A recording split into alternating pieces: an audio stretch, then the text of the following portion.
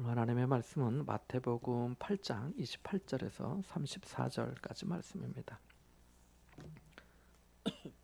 마태복음 8장 28절에서 34절의 말씀입니다. 신약성경 12쪽입니다. 같이 봅니다.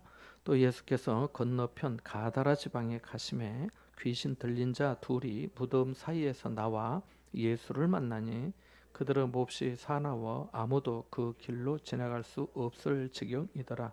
이에 그들이 소리질러 이르되 하나님의 아들이여 우리가 당신과 무슨 상관이 있나이까? 때가 이르기 전에 우리를 괴롭게 하려고 여기 오셨나이까 하더니 마침 멀리서 많은 돼지 떼가 먹고 있는지라. 귀신들이 예수께 간구하여 이르되 만일 우리를 쫓아내시려면 돼지 떼에 들여 보내 주소서 하니 그들에게 가라 하시니 귀신들이 나와서 돼지에게로 들어가는지라. 온 떼가 비탈로 내리달아 바다에 들어가서 물에서 몰사하거늘 치던 자들이 달아나 시내 들어가 이 모든 일과 귀신 들린 자의 일을 고하니 온 시내가 예수를 만나려고 나가서 보고 그 지방에서 떠나시기를 간구하더라. 아멘. 하나님의 은혜가 여러분과 함께 하시기를 바랍니다. 오늘 본문 앞부분에 보면 예수님께서 지난 수요일 시간에 잠깐 생각해 봤던 말씀인데요. 바람과 바다를 그 풍랑을 잔잔하게 하신 그런 내용이 나옵니다. 오늘 본문 앞부분에도 보면은 23절부터 27절까지 눈으로 쓱 보면 바로 그런 내용을 확인할 수 있습니다. 그러니까 예수님께서 제자들과 함께 갈릴리 건너편으로 가자 하시면서 가는 도중에 풍랑을 만났고 그 풍랑을 만나면서도 예수님은 주무시고 계셨는데 제자들은 이제 무서워 죽게 되었으니까 우리가 죽게 된 것을 돌보지 아니하십니까? 이렇게 말을 하고 예수님께서 일어나서 너희가 아직도 믿음이 없느냐 하면서 잔잔하라 하니까 다 잔잔하게 되었다라고 하는 그런 말씀이 있습니다. 자, 그런데 그렇게 풍랑을 해치고 떠나서 온 목적지가 어디냐? 오늘 본문에 나오는 가다라 지방입니다. 이 본문의 말씀이 마가복음 5장에도 나오고 누가복음 8장에도 나오는데요. 거기는 거라사인의 지역이다 이렇게 나와 있습니다. 그래서 가다라, 마태복음에는 가다라라고 나와 있고 또 마가복음하고 누가복음에는 거라사인의 지방이다 이렇게 되어 있습니다. 요한복음에는 이 내용이 나와지는 않아요. 자, 그래서 마태, 마가, 누가복음에 모두 다 나온 이야기인데 또 하나 차이점은 뭐냐면 오늘 본문에는 귀신 들린 사람 두 명이 나오는데 마가복음하고 누가복음에는 한 명만 나옵니다. 그리고 여기 오늘 본문에는 돼지 떼라 이렇게 나오지만 마가복음에는 내용이 약간 더 구체적으로 몇 마리 정도 되었을까요? 2천여 마리 정도 되었다. 2천 마리 정도 되었다라고 말씀하고 있습니다. 그러니까 마가복음에는 돼지떼가 2천 마리, 어마어마하죠. 2천 마리면 어마어마합니다. 여러분 시골에 혹시 경험이 있으시면 양계장이나 그다음에 이렇게 돼지를 키우거나 또 이렇게 뭐 소를 키우는 돈사나 축사 있는데 가서 보시면 이 돼지떼든 뭐 소든 정말 2천 마리면 어마어마한 겁니다. 어마어마. 그리고 귀신에 대해서 설명하고 있는데 오늘은 이제 귀신 들렸다 이렇게 말씀하고 있는데 마가복음하고 누가복음에는 군대 귀신이다 이렇게 되어 있습니다. 그리고 거기에 각주가 되어 있는데 로마의 당시의 군대 기준으로 하면 6천여 명 여단 규모라고 써 있는데요. 6천 명 군사. 그러니까 귀신이 아주 한 사람이든 두 사람이든 어마어마한 귀신이. 그래서 귀신이 한 명만 하나의 어떤 존재만이 아니라 그러니까 무리를 지어서 어마어마하게 누군가에게 싹 들어가서 역사할 수도 있구나라고 하는 것을 말씀을 통해 배우게 됩니다. 자, 오늘 본문을 통해서 이제 몇 가지 교훈을 함께 생각해 보고자 하는데요. 먼저 마가복음을 좀 같이 읽어보면 더 좋을 것 같습니다. 우리 마가복음 5장 1절 2절 한번 읽어볼까요? 마가복음 5장 1절 2절입니다. 마가복음 5장 1절 2절을 같이 한번 읽어보겠습니다. 함께 봅니다. 시작. 예수께서 바다 건너편 거러사인의 지방에 이르러 배에서 나오심에 곧 더러운 귀신 들린 사람이 무덤 사이에서 나와 예수를 만나니라. 그래서 말씀드린 대로 여기는 마태복음에는 가다라 지방이라 되어 있고 마가복음에는 거라사인의 지방에 이르렀다. 그리고 거기 앞에 보면 풍랑을 잔잔하게 하신 그런 내용이 또 똑같이 나옵니다. 자, 이렇게 예수님께서 바로 이 거라사인 가다라 지방으로 가셨다라고 하는 겁니다. 그 이유가 뭐냐, 이유가. 왜 거기까지 풍랑의 어려움을 겪으면서도 가셨냐라고 하는 거죠. 제자들을 다 데리고. 그것은 아무도 돌보지 않는 비참한 한 영혼, 마태복음으로 하자면 두 영혼이라고 할 수 있겠죠. 그래서 귀신 들려서 정말 비참한, 아주 정말 어느 누구에게도 관심받지 못하고 모든 사람들이 다 거부하고 외면하고 싫어하고 하는 그런 한 영혼을 만나기 위해서 가신 거죠. 사실 성경에 보면 예수님께서 그런 사람들을 자주 만나 주셨어요. 우리는 사실 무리를 좋아하고 많은 사람들의 편에 있기를 좋아해요. 그래야 자기가 자신이 좀 안정감을 느끼기 때문이죠. 근데 소수의 사람, 다수의 사람에게 자기가 있기를 원하지 소수 편에 서기를 원치 않는 경우가 많죠. 예수님 베데스다 연못가의 한 사람에게도 38년 된 병자에게도 찾아가시고 또 뭐 잘 아는 사마리아 여인, 우물가의 여인 한 사람에게도 찾아가시고 오늘 본문에도 또 이 귀신 들리는 사람을 찾아가신 것이죠. 사람들에게 거부당한 거죠. 싫어하는 거죠. 이 가다라 지방 본문으로 다시 돌아가면 여기 나온 두 사람은 귀신에 들려서 몹시 사나웠습니다. 여기 28절 말씀 한번 읽어볼까요? 마태복음하고 마가복음하고 좀 번갈아서 같이 한번 오늘은 보겠습니다. 28절 같이 봅니다. 마태복음 8장 28절입니다. 시작. 또 예수께서 건너편 가다라 지방에 가심에 귀신 들린 자 둘이 무덤 사이에서 나와 예수를 만나니 그들은 몹시 사나워 아무도 그 길로 지나갈 수 없을 지경이더라. 아멘. 그래서 귀신 들린 사람 두 명이 무덤 사이에 있었다는 거고 거기에서 나왔는데 그 사람들은 몹시 사나웠다라고 말하고 있습니다. 그래서 여러분 사나운 사람이 좋아요? 친절한 사람이 좋아요? 친절한 사람이 좋죠. 그래서 사나운 사람들은 다 불편하고 어려워하거든요. 싫어하고 멀리하고 싶어요. 또 뭐 사납지 않아도 부담되는 사람들도 또 그렇죠. 자, 마가복음 한번 가볼까요? 마가복음에는 이 귀신 들린 사람의 처지에 대해서 훨씬 더 구체적으로 묘사해주고 있습니다. 마가복음 5장 3절과 4절 한번 읽어봅니다. 3절, 4절, 5절까지 같이 봅니다. 시작. 그 사람은 무덤 사이에 거처 하는데 이제는 아무도 그를 쇠사슬로도 맬 수 없게 되었으니 이는 여러 번 고랑과 쇠사슬에 매였어도 쇠사슬을 끊고 고랑을 깨뜨려 씀이러라. 그리하여 아무도 그를 제어할 힘이 없는지라 밤낮 무덤 사이에서나 산에서나 늘 소리 지르며 돌로 자기의 몸을 해치고 있었더라. 아멘. 이 마가복음의 말씀을 읽어보기만 해도 참 기가 막히고 참 안 됐다. 너무 안타까운 인생이다 하는 것을 알 수 있습니다. 언젠가 저도 말씀 드렸는데 귀신 들린 사람 이렇게 직접 여러분이 만나고 경험해 보신 적이 얼마나 있는지 모르겠는데요. 자, 귀신 들린 사람을 만났어요. 아버지가 경찰서장에서 해양 경찰서장. 그래서 딸이 귀신이 들렸어요. 고등학생 나이 정도 되었는데 딸이 귀신 들렸는데 너무 의경 두 명을 이렇게 이제 보초로 세워서 우리 딸 좀 잡아달라는 거죠. 이렇게 힘쓸 때는 몹시 사납고 그러니까 고등학생, 여고생 보통 여고생이 힘쓰는 것보다 훨씬 더 힘을 쓰기 때문에 제어할 수가 없기 때문에 그것도 쉽지가 않아서 나중에 수갑을 채워놨죠. 수갑을. 생각해서 아버지가 오죽하면 딸에게 수갑을 채워놓겠어요. 그걸 제가 보았어요. 그리고 그 귀신 들리니까 저보고 오빠라고 했지만 아무튼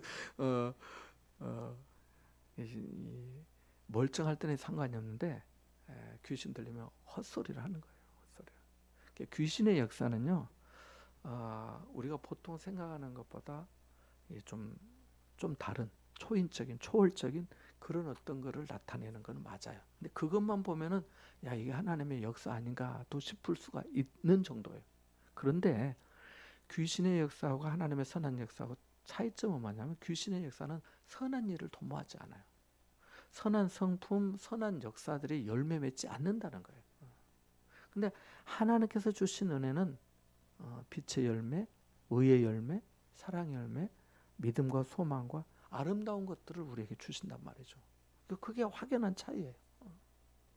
그러니까 단순히 어떤 능력을 보이는 것 같다는 것으로만 거기에 빠져서는 아니 되는 거죠. 자, 이렇게 오늘 본문에도 쇠살술로 해도 그를 끊었다고 말씀하고 있잖아요. 또 고랑을 깨뜨렸다고도 말씀하고 있고, 그래서 아무도 그를 제할 힘이 없는 거죠. 그러니까 이 그라사인 지방에, 이 가다라 지방에 귀신 들린 사람은 어느 누구도 제할 수 없고 통제할 수 없는 거예요. 물론 자기 자신도 못하는 거예요. 귀신 들리면요, 자기가 아니에요. 자기가 아니거든요.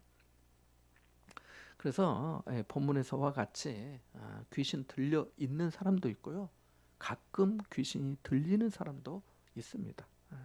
우리가 뭐 그런 생각도 하잖아요. 내가 어쩌다 그런 실수를 했을까?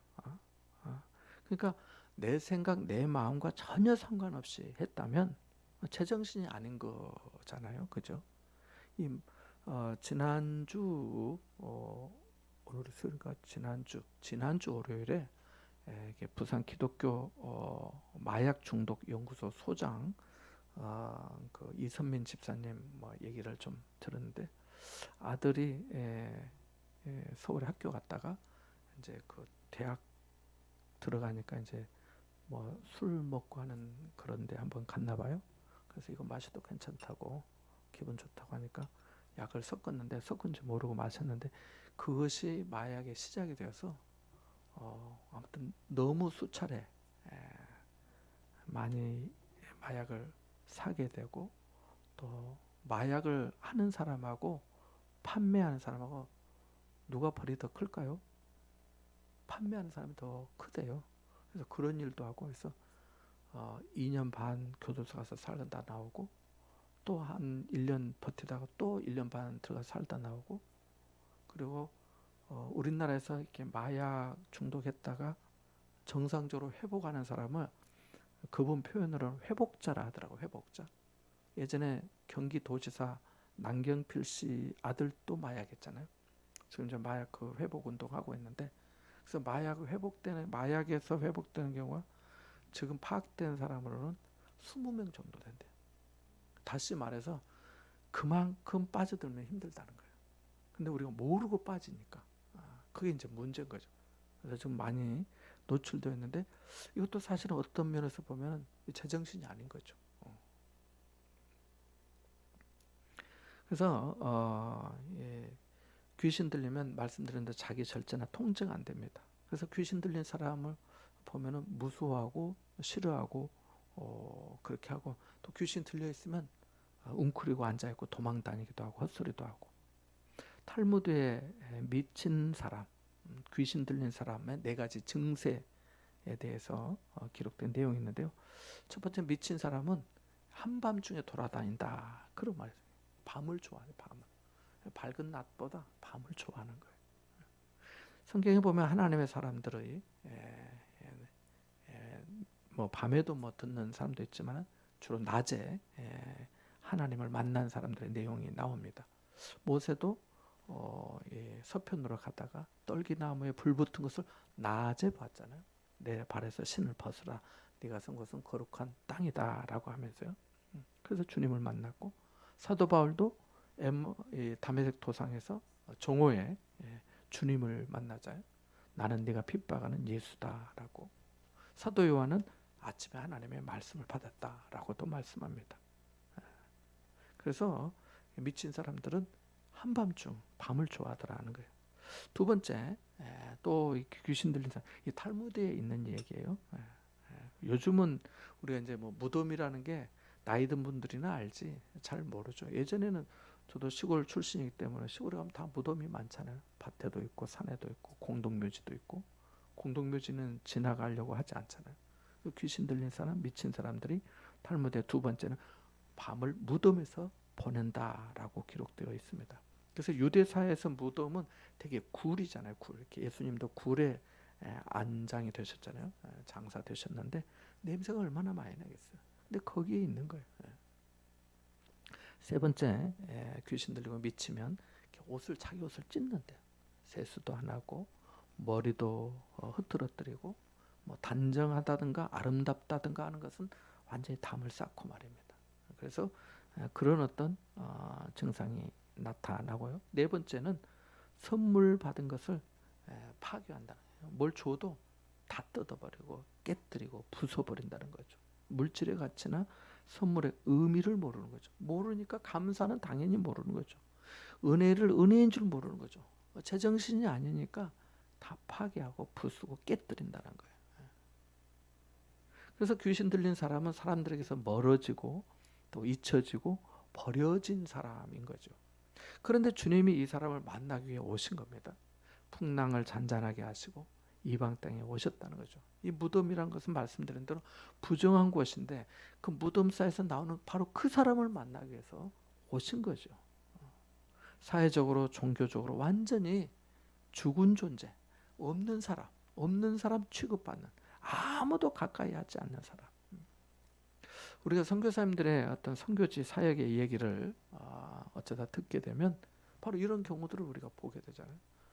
귀신 들린 사람들, 병든 사람들, 제 앞가림도 못하고 사는 사람들, 가난과 질병만이 아니라 정말 이 정신적인 문제로 소리 지르는 그 한 영혼을 만나기 위해서 또 구원하기 위해서 사역하는 선교사님들의 아름다운 사역의 얘기들이 어렵지 않게 들을 수가 있습니다. 전에 우리 그 다니엘 기도에 참여할 때도 어떤 그 선교사님 얘기하시잖아요. 아프리카에서 귀신 들린 사람. 옛날 지금 이제 옹기를 쓰는 사람들도 많지 않습니다만 가마에서 나오는 옹기가 금이 가거나 못 쓰게 되면 이 옹기장애들은 다 깹니다. 그 깨면 그걸 어떻게 쓸까요? 못 쓰잖아요. 근데 그 옹기장애들은 그 깨진 조각을 가지고 아마 기억나신 분들도 있을 텐데 이 장독대 밑이나 담벼락을 보수하는데 그 어느 집에 시골에 가면 담벼락에 요즘은 이제 그 보기 드물지만 그 옹기가 이렇게 꽂아져서 이렇게 돼 있는 담도 볼 수가 있죠. 그래서 그 깨진 독 같은 다른 사람들이 다 내버렸지만은 그 깨진 독에 참 그 옹기 조각 같은 그 인생을 하나님께서 예수님께서 그 성전의 기둥 삼기 위해서 먼 바다를 건너서 찾아오셨다는 겁니다. 그래서 오늘 본문 말씀에서 주님은 바로 이런 한 영혼을 찾아오셨구나 하는 것을 우리가 배워야겠습니다. 마음에 병든 사람, 중독에 빠져 있는 사람, 또는 환경적인 어려움으로 정말 그 무덤 사이와 같은 그런 어떤 고립된 아무도 관심 갖지 않는 바로 그런 어떤 삶을 사는 사람이 주변에 없는가 하고 우리가 또 찾아 보아야겠습니다. 생각해 보는 거죠. 사실 이런 사람들은 불편하고 신경 쓸 게 많아요. 저에게 한 번씩 찾아오는 그 친구 있다고 했잖아요. 자, 올 때마다 좀 면도 좀 하고 와라. 내가 그렇게 하고요. 면도 좀 하고 와라. 이렇게 다 하고 와요. 와가지고 목사님 오늘은 돈가스가 먹고 싶은데요. 오늘은 제육볶음 먹으면 안 될까요? 자기가 다 메뉴를 정하고 제가 시간이 안 된다면 그럼 돈 주세요. 그러면 그래 나보고 돈을 덤으로 집에 만두 좀 싸게 만두도 좀 하나 사주시면 안 돼요. 그래. 우리가 찾아보는 전에도 말씀드렸지만 자랑이 아니고 그냥 제 마음에 내가 누군가를 불쌍히 여기면 하나님이 나도 좀 불쌍히 여겨주시면 좋겠다. 그런 마음으로 하는 거예요. 다른 뜻은 없어요. 제가 뭐 착하거나 그런 것도 아니고. 자, 두 번째 본문에서 주목할 부분은 귀신의 고백입니다. 예수님의 신성인데요. 본문 29절에서 31절 한번 읽어보겠습니다. 같이 봅니다. 시작. 이에 그들이 소리질러 이르되 하나님의 아들이여 우리가 당신과 무슨 상관이 있나이까? 때가 이르기 전에 우리를 괴롭게 하려고 여기 오셨나이까 하더니 마침 멀리서 많은 돼지 떼가 먹고 있는지라. 귀신들이 예수께 간구하여 이르되 만일 우리를 쫓아내시려면 돼지 떼에 들여 보내주소서 하니. 아멘. 귀신 들린 두 사람은 예수님을 보자마자 비명을 지릅니다. 소리를 질렀다고 하잖아요. 하나님의 아들이여 우리가 당신과 무슨 상관이 있나이까. 하나님, 예수님은 하나님의 아들로 바로 알아보고 고백한 겁니다. 귀신도 알아보는 하나님의 아들을 오늘날 우리를 포함해서 얼마나 많은 사람들이 못 알아보고 있습니까? 모르고 있잖아요. 핍박하는 사람들, 하나님을 알지 못하는 사람, 교회를 거역하는 사람들, 몰라서 그런 거죠. 몰라서. 그래서 귀신은 예수님의 심판주이심을 알고 떱니다. 그러면서 이렇게 말해요. 때가 이르기 전에 우리를 괴롭게 하려고 여기 오셨나이까. 때가 이르기 전에. 때가 이르기 전에. 마가복음 5장 6절에는 이렇게 나와 있어요. 여기에는 그 내용이 생략이 되어 있습니다만은 그가 멀리서 예수를 보고 달려와 절하며라고 말합니다. 그 귀신 들린 사람이 멀리서 예수를 보고 달려와 절하며, 이 멀리서 예수를 보았다는 이 표현이 마치 이 그 탕자가 돌아올 때 아버지가 멀리서 먼저 아들을 알아보았던 것처럼 느껴져요. 멀리서 보고 달려와서 귀신이 절했다는 거예요. 예수님에게. 우리는 그분 앞에, 주님 앞에 엎드려서 진심으로 경배하는가 질문을 해보게 됩니다. 나는 그리스도에게 정말 그렇게 하는가 하는 거죠. 또 여기 보니까 때가 이르기 전에 우리를 괴롭게 하려고 여기 오셨나이까 라고 말합니다. 이 말은 때가 이르지 않았는데 어찌하여 지금 오셨습니까? 우리를 멸하러 지금 오셨나이까 하는 말이죠. 아직 때가 있잖아요. 근데 왜 빨리 왔어요? 이 말이잖아요. 그러니까 귀신들은 자신들이 멸망할 때가 있다는 것을 알고 있는 거예요. 시한부로 살고 있는 거예요. 장차 무저갱으로 빠질 것을 알고 있어요. 그러니까 멸망의 때가 있다는 것을 알고 있으면서도 지금은 어떻게든지 피하려고 하는 거예요. 때가 이르기 전에 우리를 괴롭게 하려고 여기 오셨나이까 라고 말하잖아요. 그러니까 근본적인 문제를 해결하려 하지 않는 거죠. 어떻게든 현재 멸망만을 면하려고 할 뿐이지 근본적으로 회개할 생각은 귀신이 없는 거예요. 이것이 사단입니다. 이게 마귀예요. 형벌을 면하려 하면서도 회개는 하지 않는 거예요. 귀신 들린 사람이 그래요. 악령에 빠진 사람이 그렇습니다. 귀신의 말대로 귀신은 예수님에게 괴롭힘과 멸망을 당해야 하지만은 달리 생각하면 그 영혼, 그 사람은 자유케 되어야 하잖아요. 내가 온 것은 죄인을 구원하려 함이라고 말씀하셨기 때문에. 그러니까 귀신의 말을 우리가 바꿔서 읽고 또 받아들여야 한다고 봅니다. 저는 29절을 이렇게 써봤어요. 하나님의 아들 예수시여, 내가 당신과 무슨 상관이 있기로 죄인 중에 괴수인 나를 구원하시기 위해 여기 십자가에까지 오셨나이까 라고 말합니다. 하나님의 아들 예수시여, 내가 당신과 무슨 상관이 있기로 죄인 중에 괴수인 나를 구원하시기 위해서 여기 십자가까지 오셨습니까? 라고 말합니다. 그래서 귀신도 예수님 알아본 거예요. 우리는 더더욱 알아봐야 돼. 우리는 하나님의 말씀을 가까이 하고 듣기도 하고 배우기도 하고 하나님 앞에 기도도 하니까요. 자, 세 번째 중요한데요. 이 돼지떼와 한 영혼의 가치를 한번 생각해 보자는 겁니다. 자, 말씀드린 대로 이 귀신들이 예수님께 이제 이렇게 얘기를 하면서 우리를 내보내실 거면 쫓아내실 거면 돼지떼에 들여 보내 주소서라고 합니다. 자, 이 32절 한번 읽어보겠습니다. 같이 봅니다. 32절입니다. 그들에게 가라 하시니 귀신들이 나와서 돼지에게로 들어가는지라 온 떼가 비탈로 내리다라 바다에 들어가서 물에서 몰사하거늘. 마가복음에 돼지가 몇 마리라고 했다고요? 2,000마리입니다. 2,000마리. 어마어마한 2,000마리 되는 떼라고 마가복음 5장 13절에 말씀합니다. 그래서 결과적으로 이 귀신 들린 사람에게서 귀신이 나오면서 그 귀신들이 돼지떼에 다 들어가서 싹 내리달아서 그 귀신떼에 들어가니까 짐승도 역사하는 거죠. 그래서 다 빠져 들어가는 몰수한 겁니다. 자, 우리가 여기서 생각해 볼 것은, 자, 여러분 같으면 어떨까요?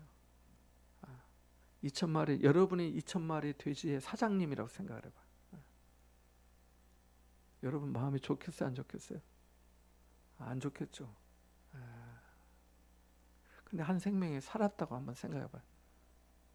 근데 자기하고 크게 관계는 없어. 2,000마리가 아까워요? 그 사람 구원 얻은 게 좋아요? 아까워요, 안 아까워요? 아깝죠. 우리가 여기서 전도를 하고 한 영혼을 권할 때 아주 중요한 교훈을 얻게 됩니다. 아무 이런 어떤 손해나 피해가 누구에게 주지 않고, 우리는 그렇죠. 내가 손해보지 않고 사람이 전도가 돼서 구원받고 하나님에게 돌아오면 얼마나 좋겠어요. 정말 좋겠죠.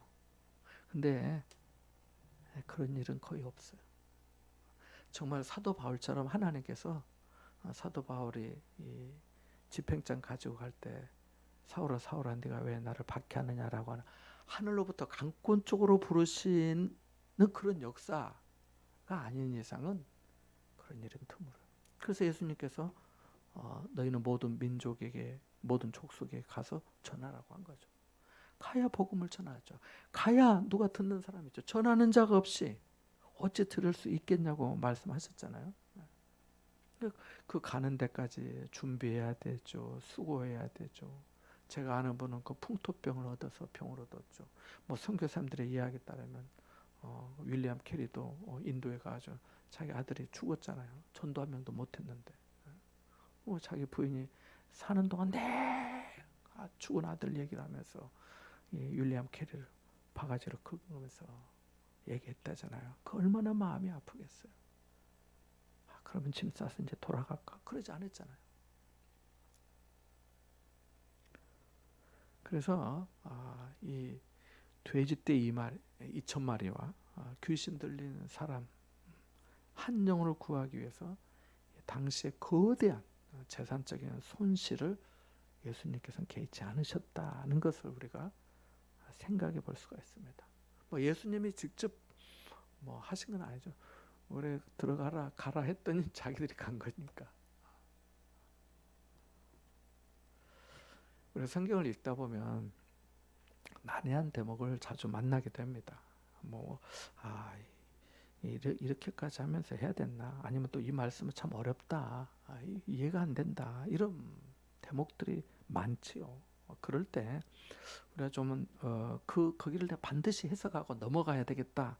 이렇게 애쓰지 말고 두 가지를 생각하면 좋을 것 같아요. 첫 번째는 이 말씀은 어려운 말씀이지 틀린 말씀은 아니야 라고 하는 겸손한 생각을 우리가 좀 가져야 된다고 봅니다.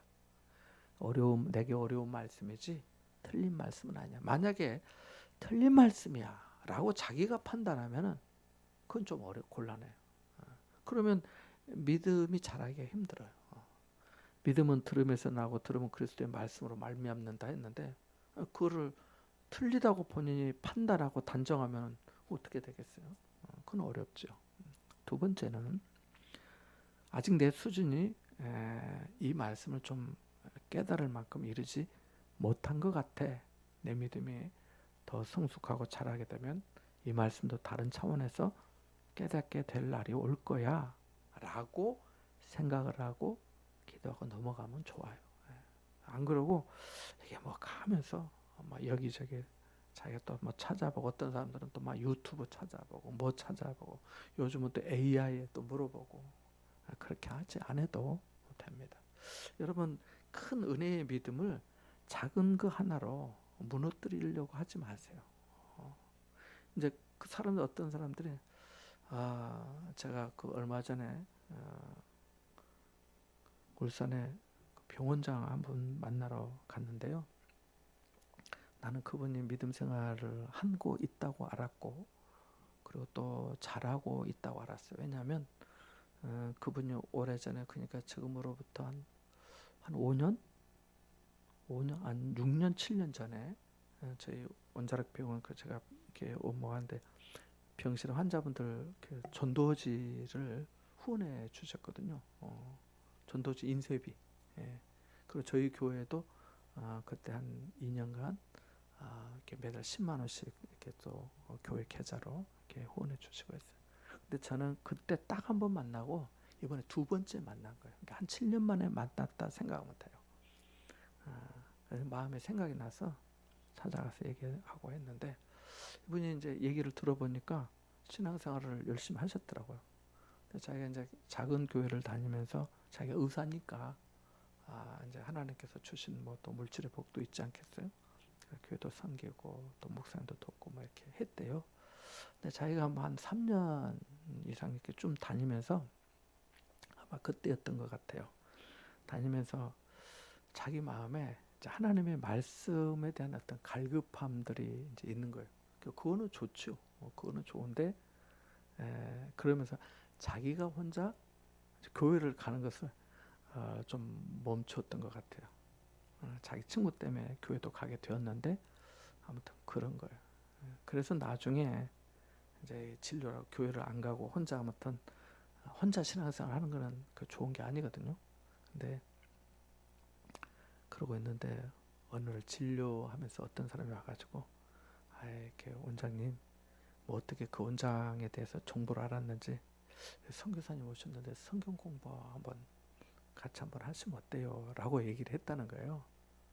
나는 그 말을 듣는 순간 신천지들이 그렇게 하는데 그런 생각이 들었거든요. 그날 대화하면서. 그래서 그분이 뭐 교회 나오라는 것도 아니고 그 성경 공부 자기가 관심이 있으니까 이제 갔답니다. 가가지고 신천지에 빠진 거예요. 그러니까 어떤 우리가 하나님의 말씀을 사모함이나 이것은 좋은데 방향이 틀어지거나 그런 경우에 되게 조심해야 된다는 거예요. 그래서 제가 그동안에 뭐 저희 교회나 또 저에게 하나님께서 주신 일들을 좀 얘기를 했어요. 그리고 내가 내 핸드폰에 있는 것도 내가 보여도 줬어요. 보세요 한번 하면서. 근데 자기가 너무 놀라는 거예요.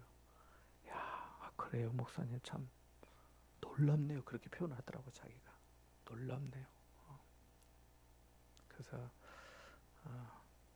자 그날 그렇게 만나고 왔는데 제가 이제 만나고 오면서 기도하기는 그분이 신천지에서 이렇게 나오기를 좀 기도하고 왔어요.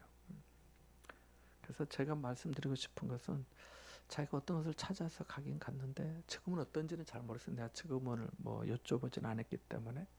근데 자기가 아니라고 했다면 자기는 지금 신천지에 빠져 그 세상의 사람들은 다 이단이라고 하는데 거기 빠져 있고 저는 이제 목사로서 가서 오랜만에 만났잖아요.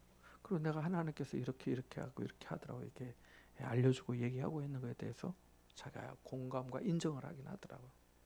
그래서 그런 것들이 하나의 어떤 마음의 어떤 변화의 동기가 되어서 다시 좀 바른 신앙생활을 할 수 있게 된다면 참 좋겠다라고 그렇게 생각을 하게 되었습니다.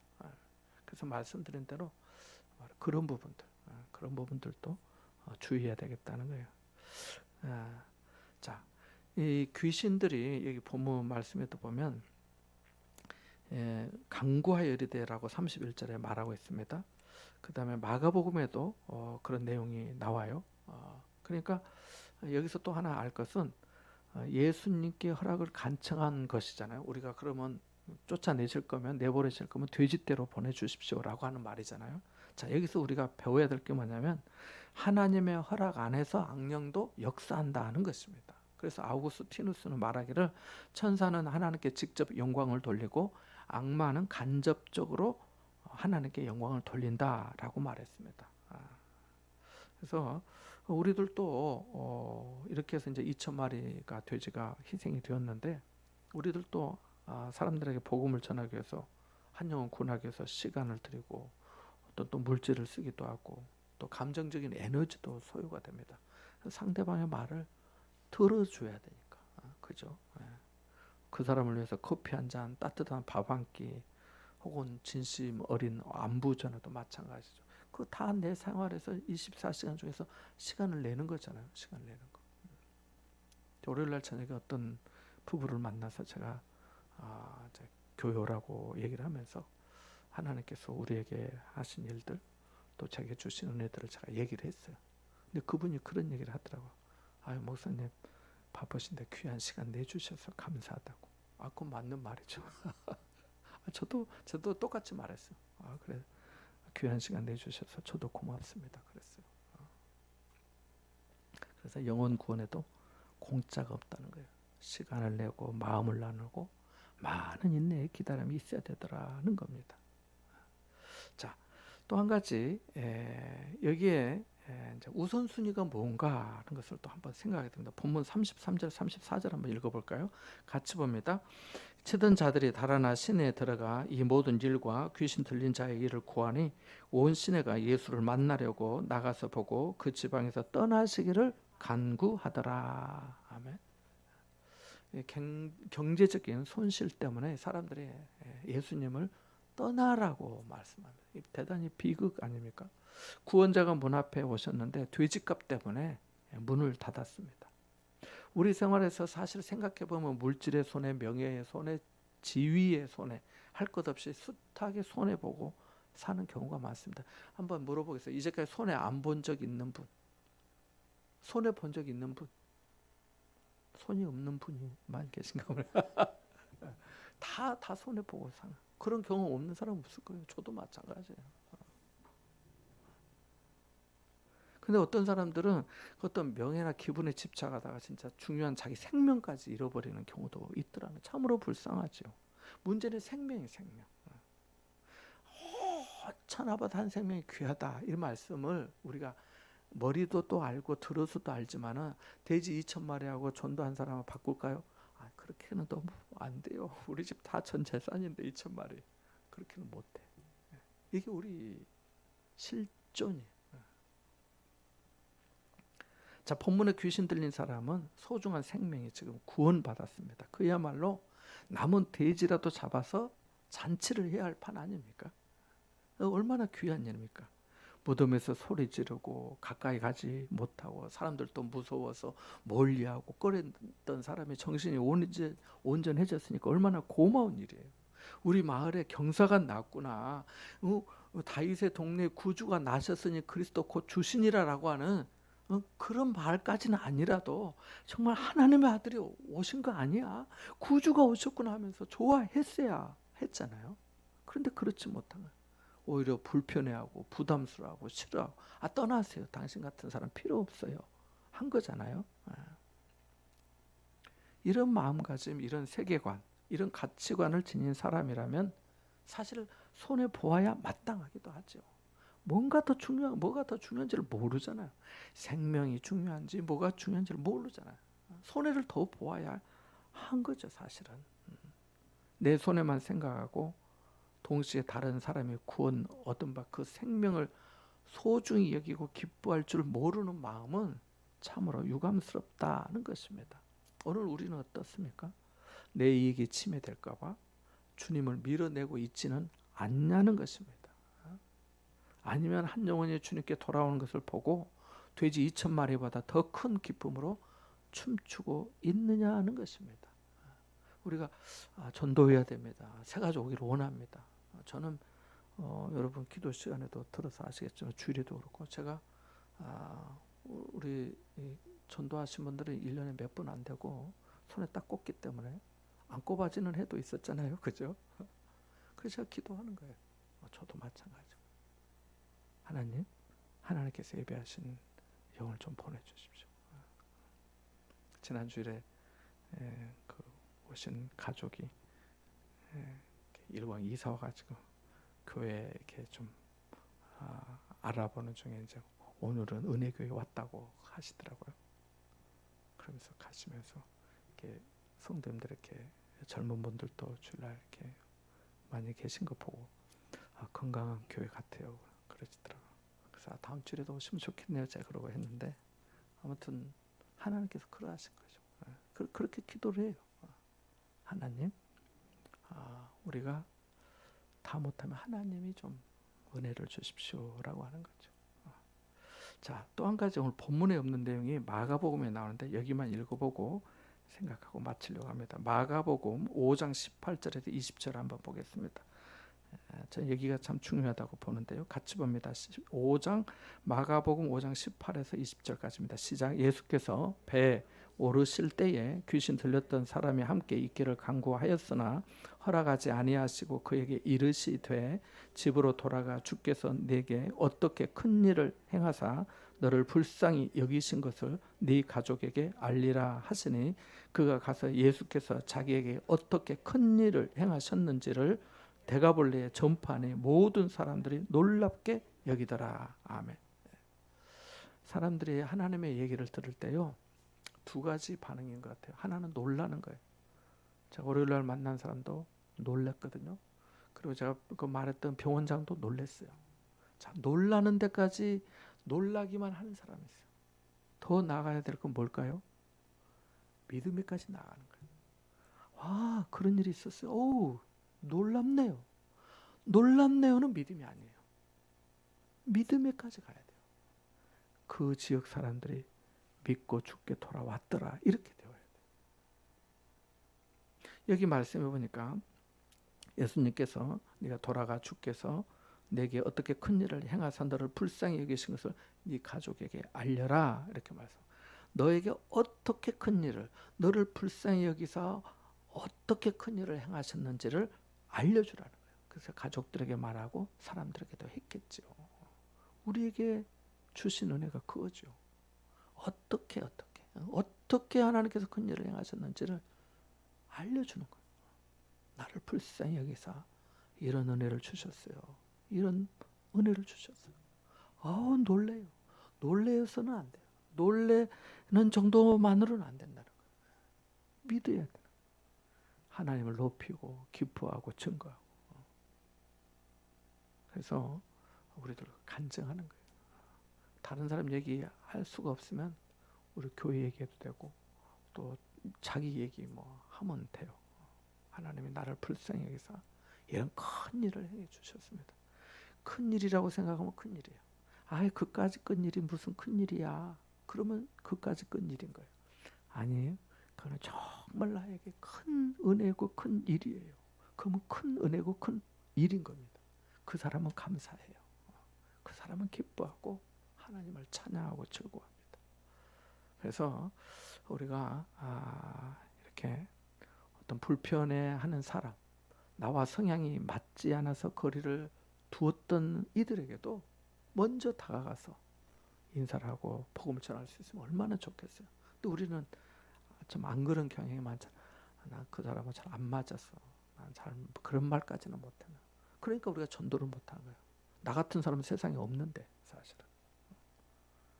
그래서 오늘 말씀을 생각하면서 영혼을 바라보는 좀 새로운 눈을 우리가 갖고 어떤 경제적인 가치, 세상적인 어떤 그런 기준이나 모습으로 판단하지 아니해야 될 것입니다. 그리고 어쩌면 우리 돼지 2,000마리 값 같은 생각하는 그런 물질의 우상도 무너뜨리고 오히려 소외된 또 어떤 한 영혼, 한 생명을 구원하는 거룩한 통로가 될 수 있도록 우리가 하나님 앞에 함께 기도해야 될 것입니다. 이와 같은 은혜가 여러분과 함께 하시기를 바랍니다. 이 시간 같이 한번 우리 기도하겠습니다. 말씀을 좀 생각하면서 교훈을 받은 대로 기도하고 또 우리가 늘 기도하는 것처럼 선교사님들에게 하나님께서 크신 은혜와 능력을 더해 주시도록 또 하나님께서 저희 우리 교회 연약한 분들 또 건강에 또 은혜를 주시고 또 삶의 걸음도 인도해 주시도록 또 저희가 섬기는 동남권은 제라가거나 암센터에 하는 분들에게도 하나님께서 위로와 치유의 은혜를 주시도록 우리 같이 한번 잠시 통성으로 기도하고 제가 기도하고 마치겠습니다. 기도합니다.